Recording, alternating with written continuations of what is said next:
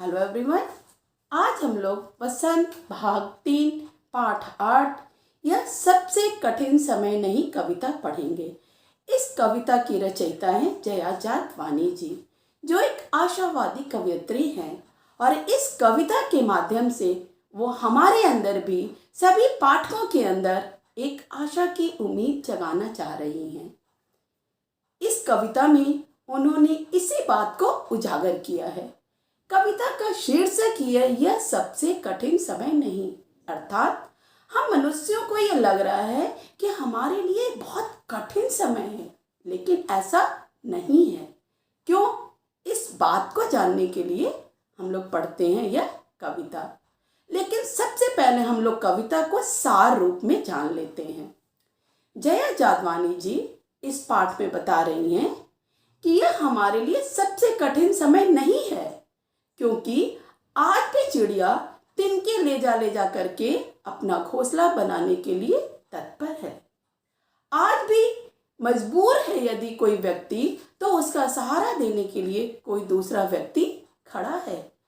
आज भी railway station पर यात्री खचाखच भरे हुए हैं और रेलगाड़ी आती है और उन्हें उनके गंतव्य तक पहुंचाती है। आज भी जब हम घर से बाहर निकलते हैं और अंधेरा होने लगता है तो हमें कोई ये कहता है कि अब घर वापस आ जाओ, अंधेरा होने लगा है। आज भी दादी नानी अपने नाती पोतों को परियों की काल्पनिक कहानियाँ, अंतरिक्ष की काल्पनिक कहानियाँ सुनाती हैं और बच्चे उन कहानियों को बड़े ही चाव से सुनते हैं। और जब ये सारे क्रियाकलाप सामान्य रूप से चल रहे हैं तो फिर भला हमारे जीवन का यह सबसे कठिन समय कैसे हो सकता है? अर्थात यदि हमारे जीवन का यह सबसे कठिन समय होता तो ये सब क्रियाएं सामान्य रूप से नहीं चलती। और अब सार के बाद हम लोग पढ़ते हैं कविता को संदर्भ प्रसंग सहित। तो सबसे पहले संदर्भ। प्रस्तुत पद्य हमारी पाठ्य पुस्तक वसंत भाग 3 के यह सबसे कठिन समय नहीं शीर्षक से अवतरित किया गया है। इसके रचयिता जया जादवानी जी हैं। प्रसंग। प्रस्तुत पद्य में जया जादवानी जी हम मनुष्यों के अंदर आशावादी दृष्टिकोण जागृत करना चाहते हैं। और अब व्याख्या। नहीं, यह सबसे कठिन समय नहीं। अभी भी दबा है चिड़िया की चोंच में तिनका और वह उड़ने की तैयारी में है। जया जादवानी जी कह रही हैं कि आंधी तूफान आ गया है, चिड़िया का घोंसला उड़ गया है, उसके रहने का कोई ठिकाना नहीं है, लेकिन चिड़िया अपनी जिंदगी से हार नहीं मानी है। वह अब भी अपनी चोंच में तिनका दबाकर उड़ने की तैयारी में है, अर्थात चिड़िया फिर से अपना घोंसला बनाने की तैयारी में है। वह जिंदगी से हार नहीं मानी है कि अब तो मेरा घोंसला ही टूट गया, अब मैं कैसे रहूंगी, कहाँ अंडे दूंगी, कहाँ अपने बच्चों को रखूंगी। वह जिंदगी से हार नहीं मानी है, वह जिंदगी को फिर से शुरू करने के लिए तत्पर है। अभी भी झड़ती हुई पत्ती थामने को बैठा है हाथ एक। जब पेड़ से पत्ते झड़ते हैं तो उन झड़ते हुए पत्तों को थामने के लिए, बटोरने के लिए अभी भी कोई हाथ आगे बढ़ रहा है। अर्थात यहाँ पे झड़ती हुई पत्ती का तात्पर्य मजबूर लोग, कि यदि आज कोई मजबूरी में है, असहाय अवस्था में है, तो उसके सहायता करने के लिए कोई न कोई हाथ जरूर आगे बढ़ जाता है।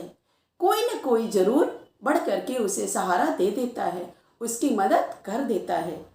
अभी भी भीड़ है स्टेशन पर, अभी भी एक रेलगाड़ी जाती है गंतव्य तक। अभी भी जो रेलवे स्टेशन है वो यात्रियों से खाली नहीं हुआ है।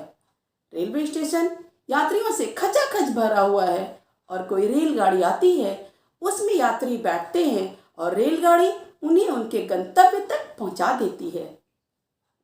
जहां कोई कर रहा होगा प्रतीक्षा, अभी भी कहता है कोई किसी को, जल्दी आ जाओ कि अब सूरज डूबने का वक्त हो गया है, अभी कहा जाता है।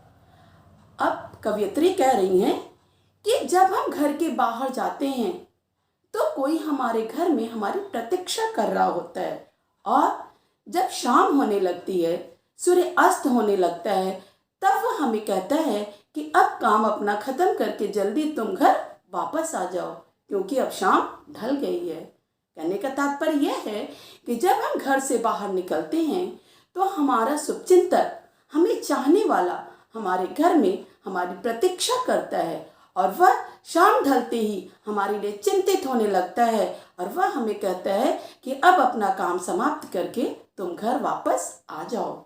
आगे उस कथा का आखिरी हिस्सा जो बूढ़ी नानी सुना रही सदियों से दुनिया के तमाम बच्चों को, सदियों से जो दादी हैं, नानी हैं, वह अपने नाती पोतों को कुछ काल्पनिक, कुछ सही कहानियाँ सुनाती चली आ रही हैं।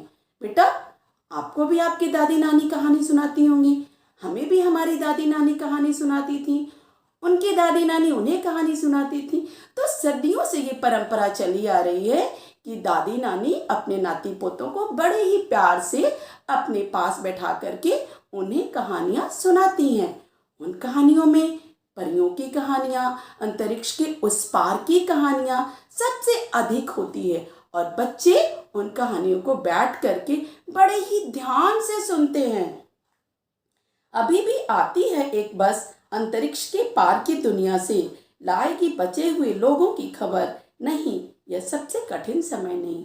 उन कहानियों में जो दादी नानी हमें सुनाती हैं, उन कहानियों में क्या होता है, कोई परी होती है, वह कोई आश्चर्यजनक काम करती है, या फिर अंतरिक्ष के उस पार की दुनिया होती है, उस दुनिया में भी लोग होते हैं और उस दुनिया से कोई बस आएगी, उसमें कुछ लोग आएंगे और उस दुनिया की खबर हमें आकर के बताएंगे कि उस दुनिया में कैसे लोग हैं, वो क्या खाते हैं, क्या पीते हैं, कैसे रहते हैं, उनका क्या संस्कार है, क्या संस्कृति है, क्या सभ्यता है। इस तरह की काल्पनिक कहानियाँ दादी नानी सुनाती हैं और आप बच्चे बैठ करके सुनते हैं।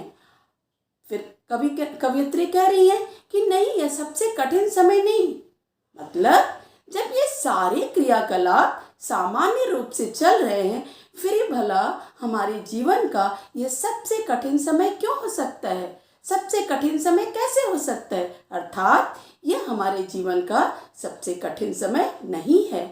हमारे जीवन का सबसे कठिन समय तब होगा जब हमारे लिए जिंदगी के सारे रास्ते बंद हो जाएंगे या फिर हम कुछ भी करने को तत्पर नहीं रहेंगे।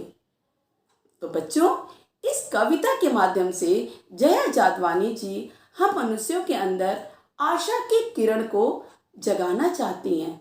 आज हम निराशावादी होने लगे हैं, तो हमें निराशावादी नहीं होना है, क्योंकि हमारे जिंदगी का ये सबसे कठिन समय नहीं है।